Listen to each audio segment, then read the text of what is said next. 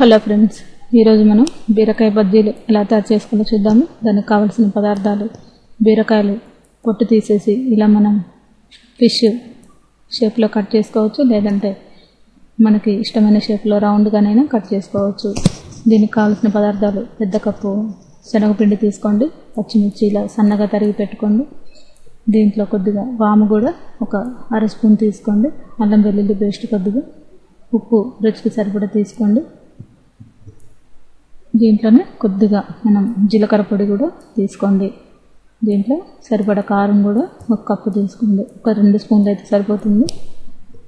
చూసారు కదా, ఈ విధంగా మనం ఒక బౌల్లో శనగపిండి, అలాగే పచ్చిమిర్చి, కొద్దిగా అల్లం పేస్ట్, దీంట్లోనే మనం వాము ఒక అర స్పూన్ వేసుకోండి, కారం ఒక స్పూన్ వేసుకోండి, ఆల్రెడీ పచ్చిమిర్చి వేసాం కాబట్టి.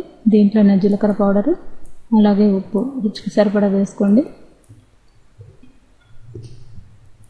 మనం దీంట్లో వాటర్ వేసుకొని బజ్జీల బ్యాటర్ లాగా కలుపుకోవాలి. బాగా కలపాలి. కొద్దిగా సోడా కూడా వేసుకోవచ్చు, మరీ ఎక్కువగా కాదు, కొంచెం చిటికెడు వేసుకోండి సోడా. ఇప్పుడు మనం ఈ బీరకాయ ముక్కల్ని ఈ శనగపిండిల మిశ్రమంలో ముంచుకొని బజ్జీలాగా వేసుకోవాలి. ఈ బజ్జీలు మనకి సాంబార్లో కానీ, టమాటా చారులో కానీ, లేదా పప్పులో కానీ చాలా బాగుంటాయి. రైస్తో పాటు సర్వ్ చేసుకోవచ్చు, లేదంటే ఈవినింగ్ స్నాక్స్ లాగా టీతో పాటు కూడా తినొచ్చు. మనకు చాలా టేస్టీగా ఉంటాయి ఇవి. మనం ఇవి ఒక 10 నిమిషాల పాటు లో ఫ్లేమ్లో ఫ్రై చేసుకోవాలి.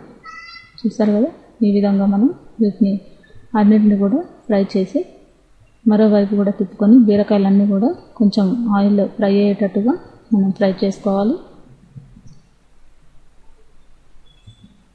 ఇప్పుడు మనం దీన్ని సపరేట్ పేపర్ నాప్కిన్లో కానీ, లేదంటే డైరెక్ట్ ప్లేట్లో కానీ వేసుకోవచ్చు.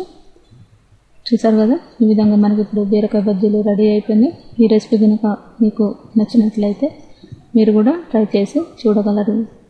ఇది మనకి సాంబార్లో కానీ, చారులో కానీ చాలా టేస్ట్గా ఉంటాయి. ఈ రెసిపీ నచ్చినట్లయితే లైక్ చేయగలరు.